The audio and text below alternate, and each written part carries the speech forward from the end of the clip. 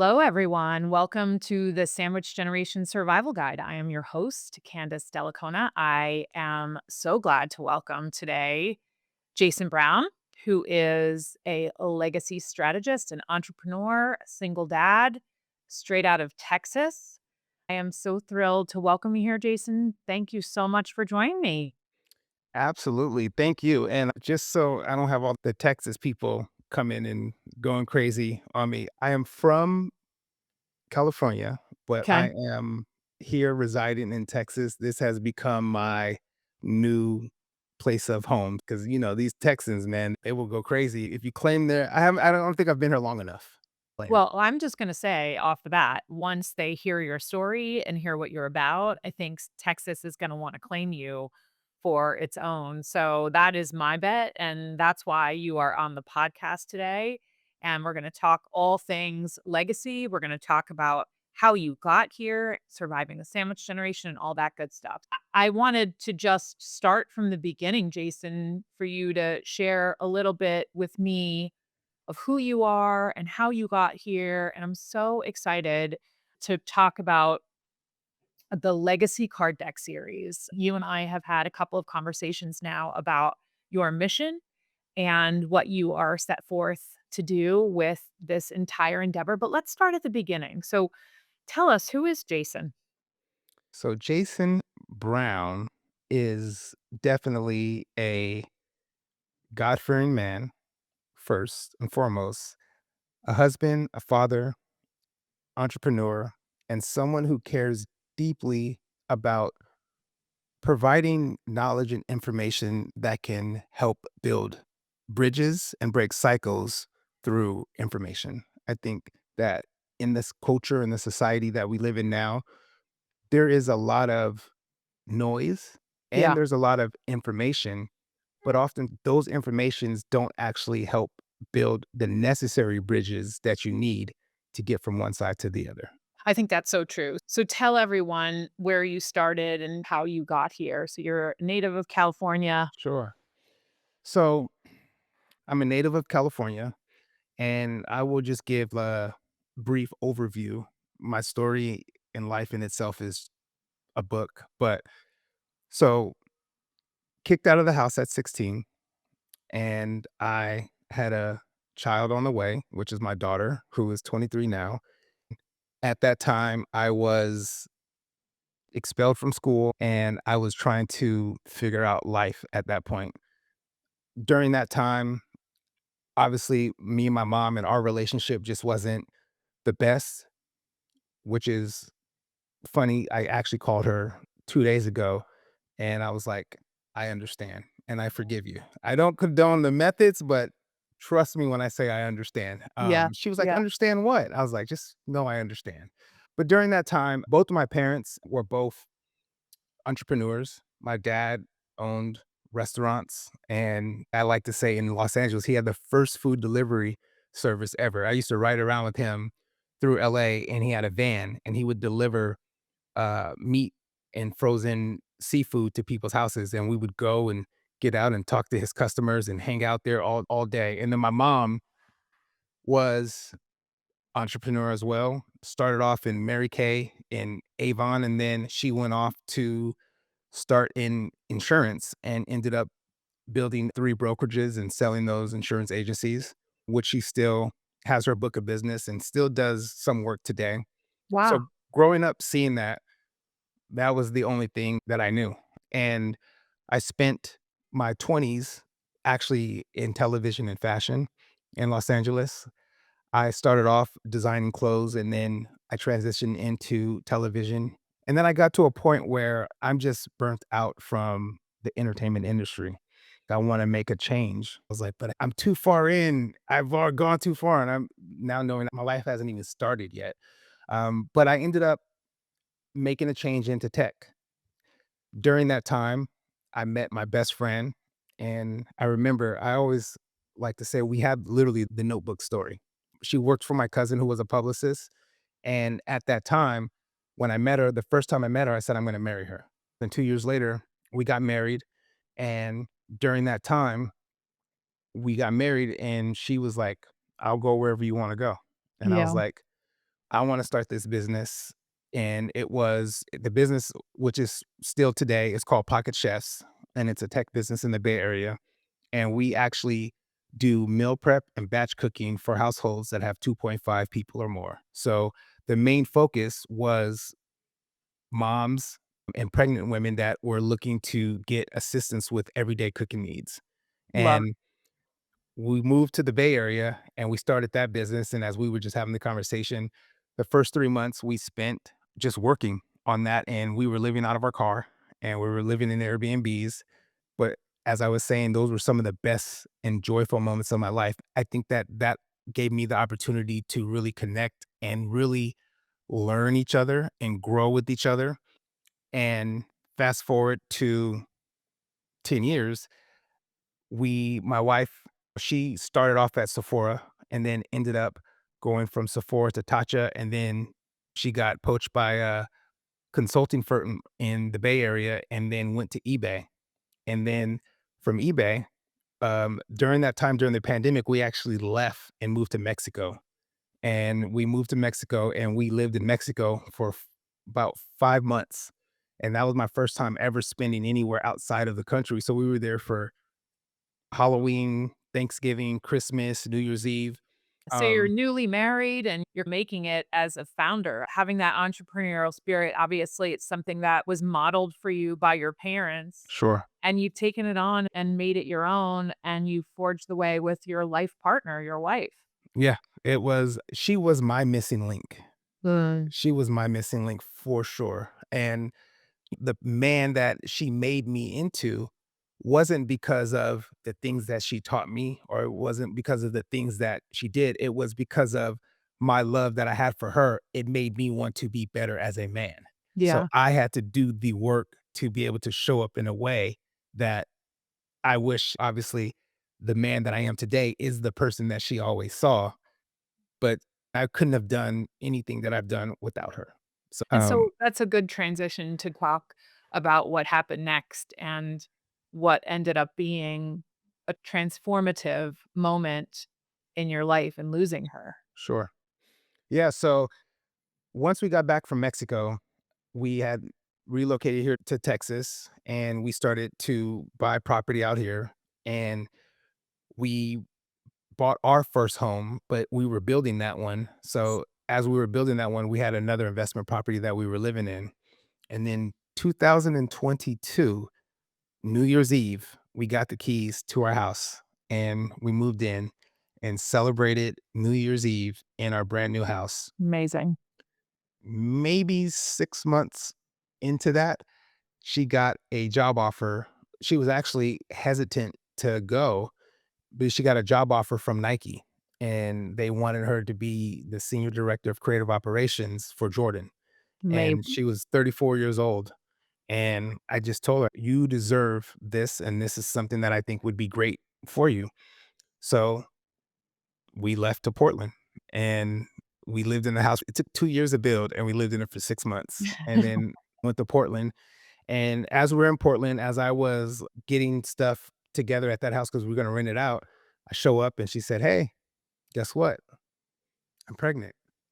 And I said, "Well, great." No, I was actually thrilled. So in 2023, our son was born April 3rd, and it was great. We had the baby shower. Everything was fine. I remember on the porch on New Year's Eve, and we were celebrating. And in 2023, in April, I remember we were sitting on the couch and we were watching Star Wars, and the baby was in between us, and we had our little ear pods in the so we didn't wake him up. And we were like, normal night, gonna get up, go to sleep, and went to sleep. And we woke up that morning, and she was like, I have a headache. And I was like, okay. So we called the midwife, and she was like, maybe you're dehydrated. And she's like, yeah, I just have a headache. And I was like, you know what? Let's just go to the emergency room. So I have the baby downstairs in another part of the house, and as I'm bringing the baby upstairs, her aunt was staying with us at that time, and she's walking her downstairs, and as she gets to, like, this middle platform, she just falls into a seizure, and we don't know what's going on. I hand the baby to my aunt, and I catch her as she's falling down, and then I call 911. We end up taking her to the emergency room. We called the doula, and the doula was like, maybe it could be preeclampsia. Maybe she's dehydrated. Yeah. So they are running tests on her and then comes back and they do CAT scans. And then they say, we found a mask on the right side of her brain. And it could be scar tissue from the seizure. We're not sure, but we're going to take it to the Cancer Association and see what they say about it. So that was 2 weeks after, and then they finally came back and said, "Okay, we can confirm that it is a tumor, and we need to operate next week." So she went into brain surgery and, came out, and we talked to the doctor, and he was like, "We're just gonna have to, watch it over the next few years, and you may have to have another to resect it and just to go in and cut it out."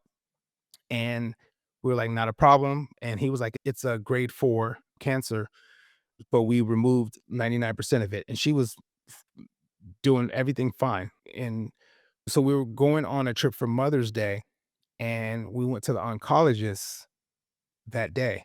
And when we showed up to the oncologist, she was like, "I don't know if they discussed this with you."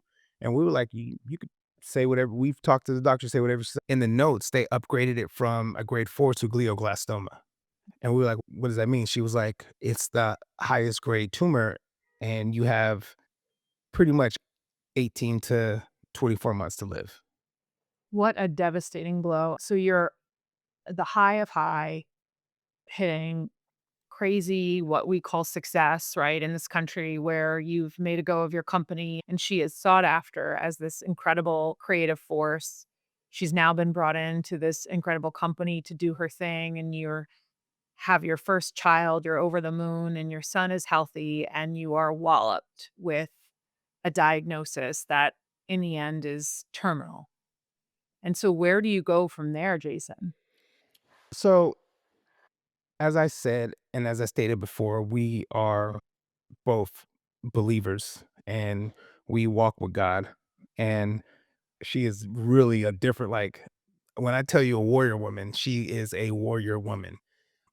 We just started walking it out and having to figure out what this looks like for us. And we weren't sure, and we were praying. And I remember when she went into her second brain surgery, I was like, okay, we were actually going to go to Mexico to a cancer center out there that they deal with peptides. And it's like a immunotherapy type of treatment that they do during that time. And I remember the treatment was like $40,000. When she will research flip Right. the world over and research. She was like, "I'm sure." And I just felt unsettled. And I remember I was sitting there, and she gets a call from her boss, who is the VP.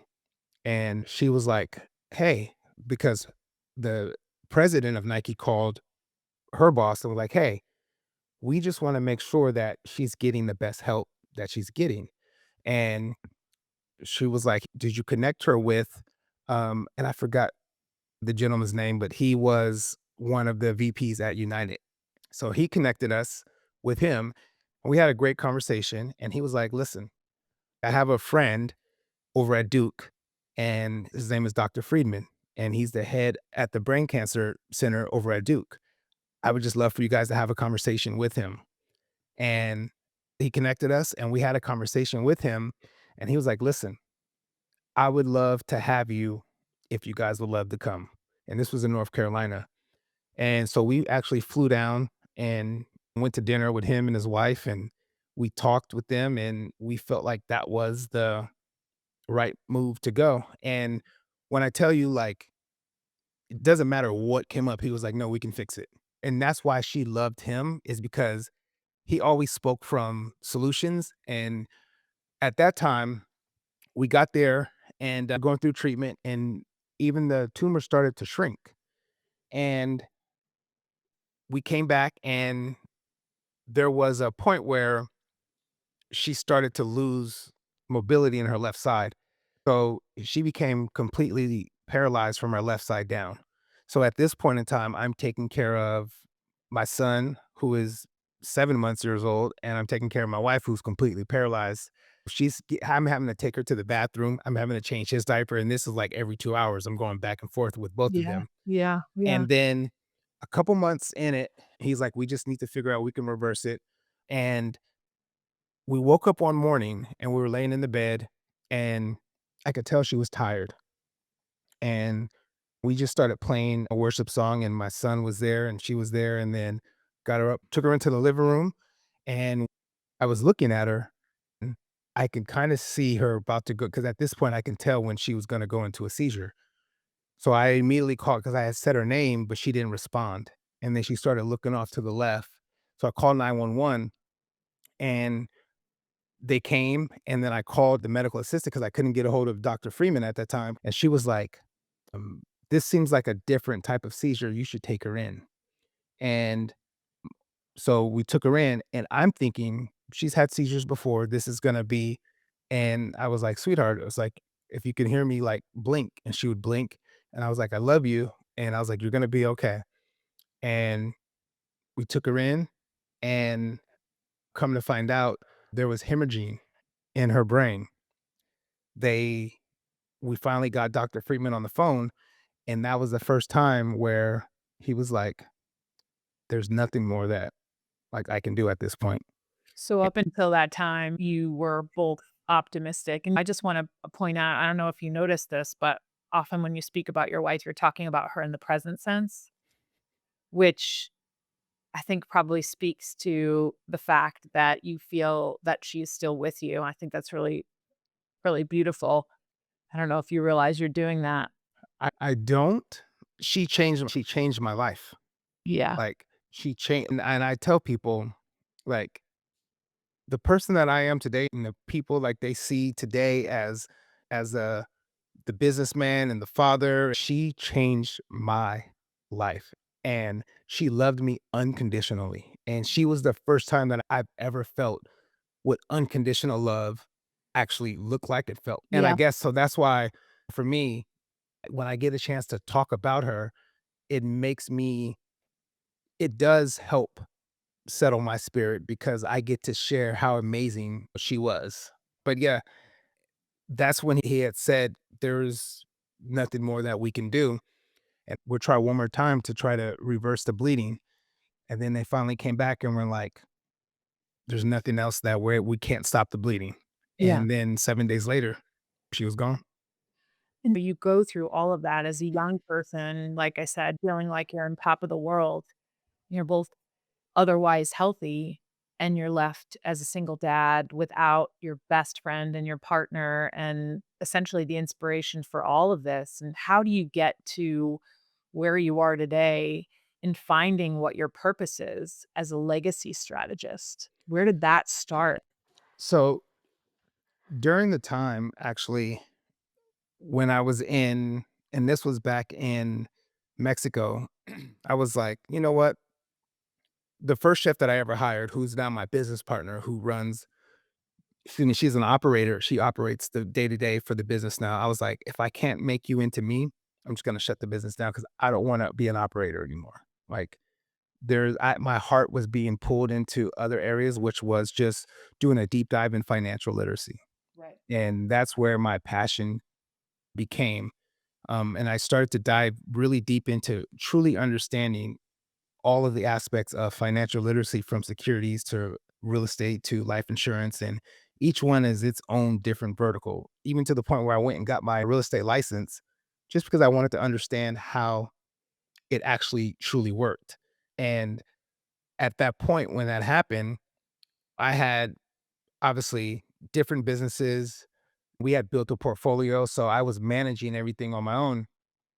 But in that moment, I realized as I was going through that season, there were a lot of conversations that we had, and then there were a lot of conversations that we didn't have. And it's not the fact that I didn't know the answers to them because I understood who my partner was.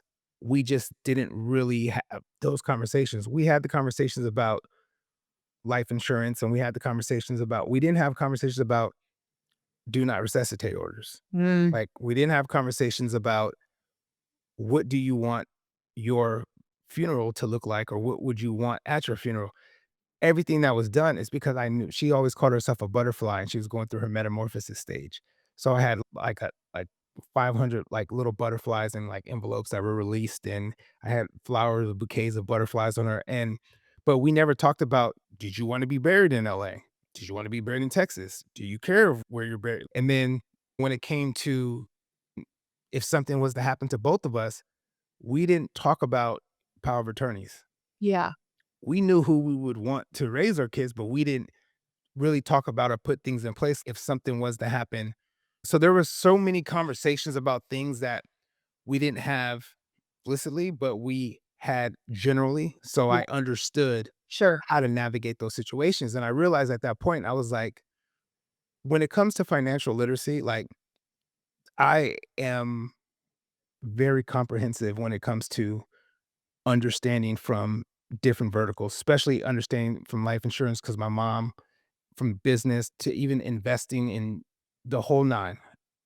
I realized if I know all of this and there's still conversations that I didn't have, I can only imagine what conversations are not being had with people who don't have the full domain knowledge in these verticals. Yeah, so let's talk about that though. And you said so much there as it relates to your ideas about living and dying and having these conversations. So starting with that, when you love someone, whether it's your spouse and your life partner, the mother of your child, or a parent or a sibling, and you're trying to be optimistic for the outcome, and you're trying to follow along with that optimism, it's really hard to start a conversation about where you want to be buried. If you are rooting for them and you are saying to them, I believe that this doctor is going to fix you. Hope and the confidence that you had at that in that doctor at Duke that he could somehow overcome glioblastoma. So I totally understand why you couldn't have that specific conversation. And I'm sure many of our listeners do too. I've been in that situation myself. So knowing that you want to be optimistic and you don't even wanna go there. It makes sense to me why you wouldn't have a conversation about where someone's remains would be or the send off they wanna have. And then dovetailing it with financial literacy and talking about what would happen next, again, all in the lines of you're not here anymore when you're trying to be optimistic. Those are really hard conversations to start, and that is what I love so much about your message, Jason, and why you and I connected when we had these conversations about legacy and starting the conversation. Because part of the reason why I started this podcast is the platform, right? To provide community and answers for questions that I know people have and resources like yours. So I want to jump into like how the legacy deck came out of that. So why don't you talk about making the transition from the super successful business and you are struck with, I'm sure, unimaginable grief, love for your son, all of the things that could have been, and then you try to take that pain and that grief and put it into this project, which has become the legacy deck. Sure. Yeah, I think that, and even just to close out that last part we were just talking about, you're right. It is very difficult to have those conversations, but necessary versus difficult are two different things. Totally right. And I get that it was difficult, but it was necessary. And there was somebody that I interviewed on my podcast, and she was in the military, and we connected. And I was like, oh, I need to actually talk with you, is because she said it. She's my platoon sergeant says 10 out of 10 people die. And I was like, you're right. I was talking with somebody and I said the same thing. And I said, 10 out of 10 people die and everybody plans. It's just, what do we plan? And I've seen my father passed away, my grandma passed away, and my wife passed away. And I've seen the chaos happen, my mother and my aunt, because of the lack of conversations that they didn't have, even with my mom being in the insurance business. And then Sure. I've seen the lack of conversations that when my dad passed away, I didn't know anything about anything. And then I wanted to change that when I got married. I wanted to have different type of conversations. And I remember I was sitting there and I was sitting in the chair and I was like, there has to be a way to make these conversations a lot more lighthearted. And there wasn't anything that was out there that I had in my hands to help me have these conversations, because these conversations, I should have been having these conversations with her family because we were okay. So the chaos didn't really come within my family and with me and her because we were very clear and they understood our structure and how we did things. But I turned into public enemy number one in that hospital. And of course, I get it. Everybody processes things differently, but they didn't have tools to process or tools to have these conversations about the things that needed to be put in place. And I started to go down this path of how can we make this easier for people to have these conversations? Because what happens is when we have these conversations, we feel like we're being attacked, or a family member feels like they're being attacked. But if there was a way to have the conversation where everybody's answering the same question and everybody's having the same conversation, then it relieves the ability to say, "Why are you asking me that question? I'm not asking you the question. I'm asking everybody that." We're all answering the same question. And that's where I decided to really sit down and put together a tool called the When Would Have Happens Legacy Card Deck. And this card deck was designed to help people have end of life preparation conversations with ease, less chaos, and with structure. Because the conversation never stops. It will always be had and it will always be evolving. But having the tools to at least start the conversation, I can guarantee you that there's more chaos that happens at funerals, and for some reason, people think that's the time to have the conversation. I agree. But I Yeah, understand, yeah, but I do, and it's the worst time, yeah.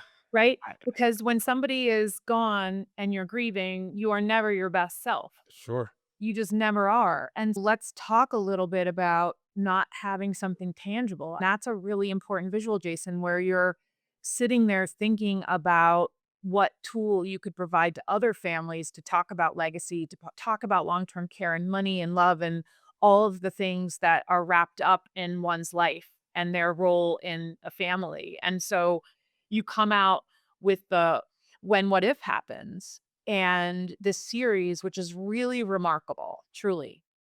I've been in this business 23 years. I talk about death, dying, and disability all day long. I think about it. I think about these things all day long.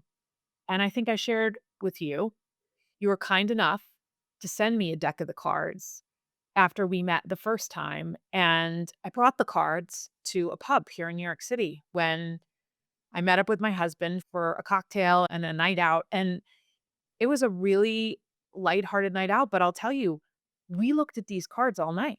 And I just want to share with the listeners how much care and the structure, the infrastructure that you put into the cards and give our listeners a visual about what it is. So it's an actual deck of cards, guys. And what Jason came up with are these categories. Categories are so important. He starts with the icebreakers, the getting started. And then the subcategories cover things like money and medical decisions and your final wishes and legacy.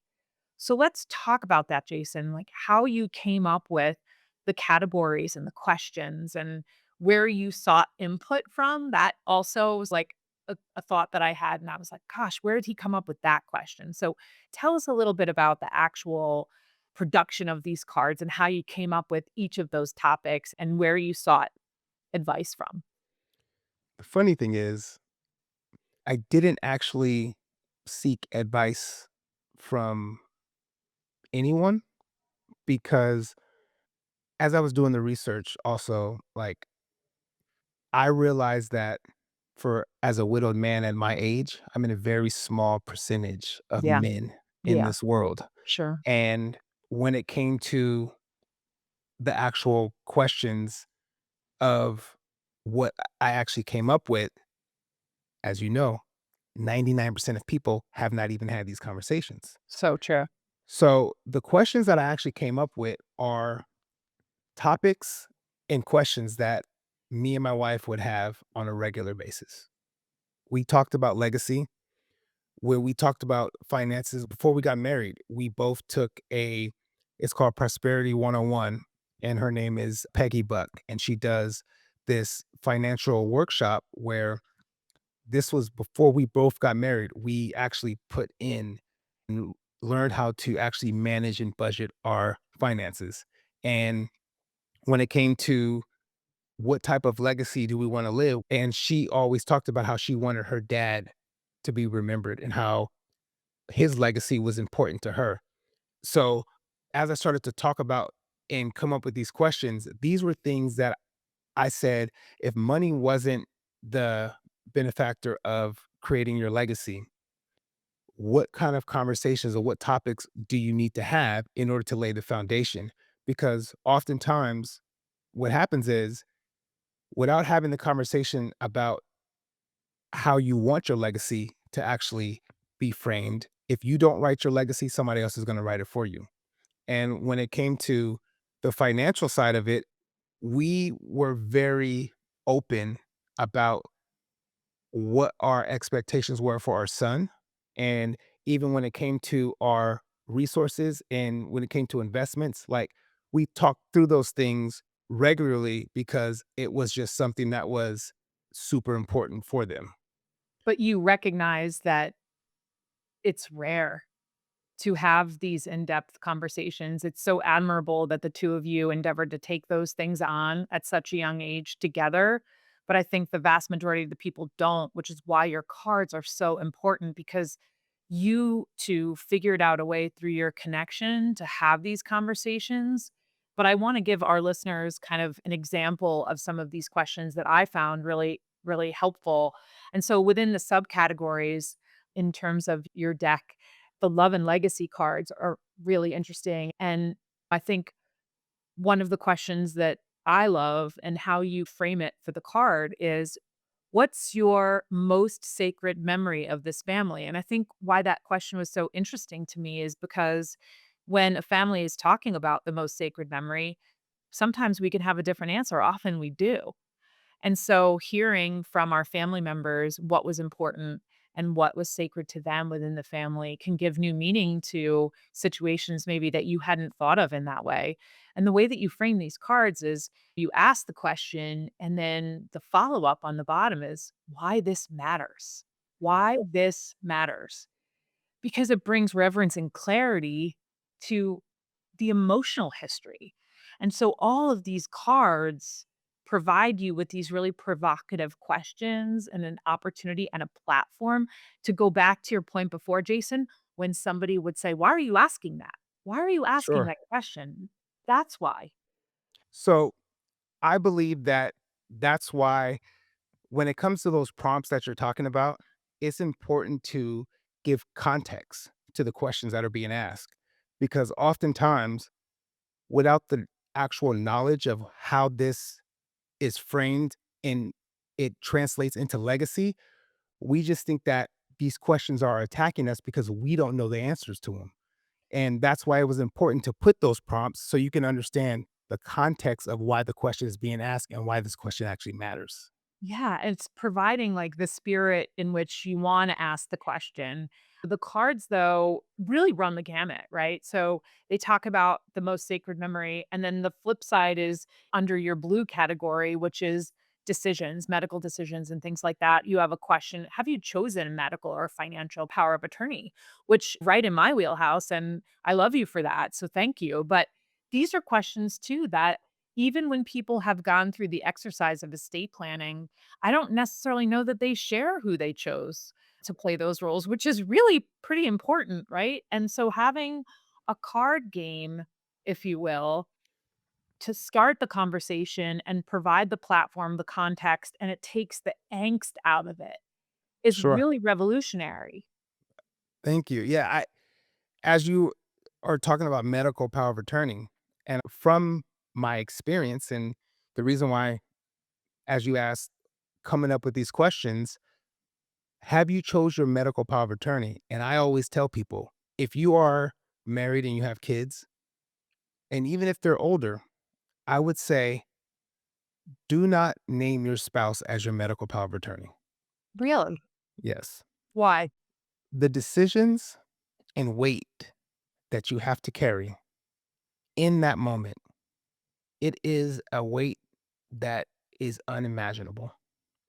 The emotional detachment that you have to make because you have to make decisions in seconds, minutes that are life changing, altering decisions that could be life or death. When you are clouded in speaking from an emotional standpoint, oftentimes your decision is going to come from an emotional place versus an actual logical place of, is this the best thing for my spouse? Is this the best move that's going to save this person's life? And oftentimes, if you have kids, you have family, you start grieving in that moment, like in that moment. So you're making decisions about saving someone's life in a state that is the most imbalanced chemically, physical, spiritual, mental state that you have to make a decision.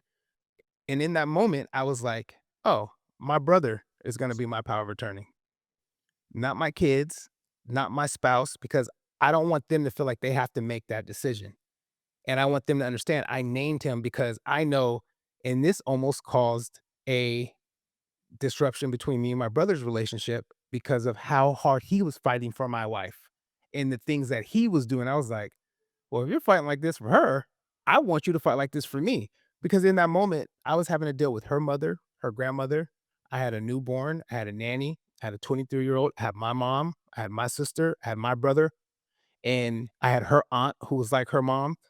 All of these people, half were at my house, half were at my other house, and I'm having to deal with these people. I'm having to deal with the surgeon. I'm having Yeah. to deal with the oncologist. I'm having to deal with the doctor and Duke.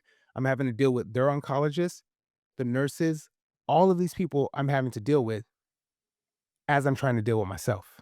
So it's so interesting you're saying that, Jason, right? Because you've what is really clear to me in this conversation is how connected the two of you were and are. Were and are. And for you to be able to step back and say, I wasn't the right person to make those healthcare decisions because of all these external factors is really just probably one of the most earnest things I've ever heard, where who would know her better? And that's interesting because I've never given that advice to my clients that it shouldn't be your partner.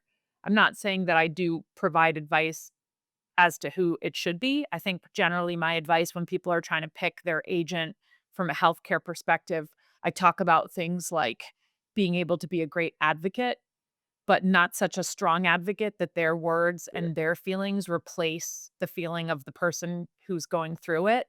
And my advice is always pick the person who's going to allow your words to move through them so that they advocate for who you are and what life you want to live and the type of care that you would want or not want.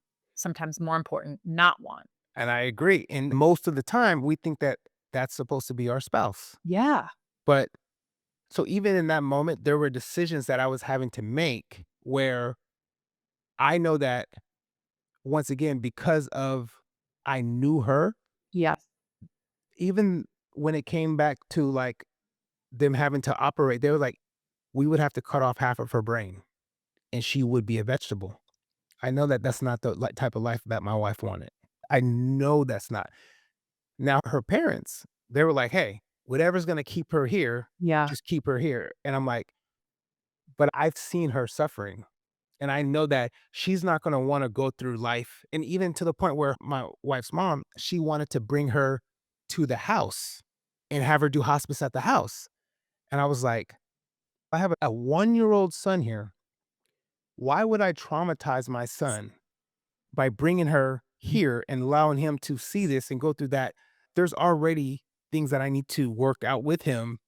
Why add that onto the plate?" Yeah. And those are the things where if I wasn't in that place to make that decision, those are the type of decisions that would have been those were not selfish decisions. There was decisions made for love, but they weren't decisions that were gonna because she wouldn't have wanted that. I Right. know that she would not have wanted that. Right. And most people wouldn't. And I think you're right that a parent's love is much different in the moment than a partner, a sibling, even a child, right? Where you can recognize that. I think it's a different feeling as a parent. So, whatever the motivation you have in choosing, I think what your advice is. You have to find somebody who will have the space to be able to advocate and not allow the other factors to seep in to influence the decision to change the decision that would otherwise be the best for that person. That's really hard to do. That's a tall order. It is, but it's also a selfless order. It is. 100% it is. Because you can be selfish and say, "No, I'm gonna do this," but are you actually the best person? And for somebody like my wife, who was the most selfless person in the world, her last days, she would actually she had a WhatsApp group chat and she would just minister to people and she would do these voice recordings. She just wanted to serve and be selfless, and she didn't wanna make it about her. And in those moments, that's where I take from her where I'm like, "This game that I created, how do I use my pain and turn it into purpose and not make it about me? How can I do what I know that she would have done, which was how can I help someone navigate this process and not have to go through as many bumps and hurdles because there's unnecessarily bumps, hurdles, and potholes that you're just gonna have to go through." But she taught me how to be selfless, and that's how I actually am moving forward and have moved forward to launching this game. It's incredibly moving the way in which you found the legacy deck and the when what if happens. What I love too is that you're taking it from all different angles, Jason. You have a deck that's appropriate for parents to kids, where it's really geared towards, maybe the younger people in the family and making it age appropriate. I think for those listeners who don't have children, they have pets that are like their children. You have figured out a way to parlay that into having these conversations about the love for their pet and what they'd want for their pet when they're not here, and really taking it from so many different angles. And I love that you recognize that it is not one size fits all. Absolutely, because I know that everybody experiences loss and everybody goes through a grieving stage. And when I was talking to another person, a therapist on my podcast, she was actually grieving the loss of being an empty nester, and Mm. she was having to go through that grieving stage. And when I was getting an IV drip for some hydration, the nurse came in and she was crying. And I was like, "What's wrong?" And she was like, "I just lost my dog." No. And I was like, "I understand. And I know how you feel right now." And I started telling her about my story. And of course, she was like, "Hold on now. It's a little different." And I said, "No, it's not. You are experiencing the loss of someone that had a place in your heart. It is not different. It's the same because the same way that animal gave you security, gave you love, unconditional love, like it was the same emotions that are just coming from a different place." And that's when I know that when it comes to pet loss, people still need a way to grieve and create legacy for their pets as well. And that's when I actually came up with the pet loss edition. I love that you had the personal experience with someone and you extended them the kindness and the grace, which is really one of the things that you talk about a lot. And the surrender of the human experience of grief and what that is. And no matter what you look like on the outside, your race, your creed, your color, your nationality, we all grieve. If we love, we grieve. And one of the favorite quotes that I have is by Rumi. And he says something like, "The wound is where the light enters you." And I have to say, Jason, that this creation that you've come up with as a brilliant founder and starting this conversation, this legacy conversation, the what's next, what's going to happen, how you feel. You've put so much light into the world and finding a way through your pain and help us take one of the difficulties out of our path that maybe you had to face and coming up with these cards and sharing them with the world. I can't think of a better way for you to honor your wife and what you built together. If you actually look at the box, it says inspired by Asia Brown on the box. And my goal is to be able to help families navigate these conversations and continuously or continue to create bonds and bridges in their family and start to make end of life preparations a conversation that is a lot more normal because it is necessary. And if that is something that I can continue to do with my wife by my side as we're navigating through this, that is me continuing her legacy by still allowing her to have conversations with people throughout the world. And I hope that this deck reaches 1,000,000 people to have 1,000,000 different conversations. Because I know if one person has a conversation, they're having it with 1 to 2 to 10 people. That 1,000,000 turns into 10,000,000. That 10,000,000 turns into it now starts to change the narrative because legacy is not about death. Legacy is about conversations of how you want to be remembered and talked about.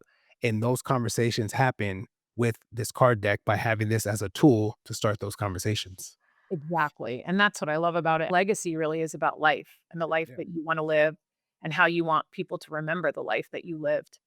And knowing that people like you are out there to help us have these conversations in the sandwich generation and modeling for your own children, which is another thing we didn't even get. I could talk to you for hours, as you know, but as launching parents and raising good humans and trying to show them the way, not just in our words, but in our actions. And that is what you have done with this movement. And I firmly believe that the legacy card deck is a revolution and a movement. And I'm so happy to be a part of it. I'm so happy to feature you. And I'll tell you that our listeners can hear more from Jason, his perspective, and all of the people that he finds interesting in the world on his podcast called When What If Happens. So will provide the information in the show notes. And I just want to thank you again today, Jason, for being here and sharing your story and Asia's story, and how you got here because it's really just remarkable. And we're a better world to have you in it. Thank you. I appreciate you and opening your doors to me. I'm very grateful, and I do not take these connections and conversations lightly because I do believe that whoever is listening to this episode and whoever is listening right now, that this is a nudge that it's time for you to start having those conversations. And I appreciate the work that you are doing as well. And I hope that all of the listeners out here start to normalize these conversations because it's just it's important and it's not a morbid thing. It is a natural thing. It's just we don't know when the what if can happen. So those conversations can be done in a lighthearted way.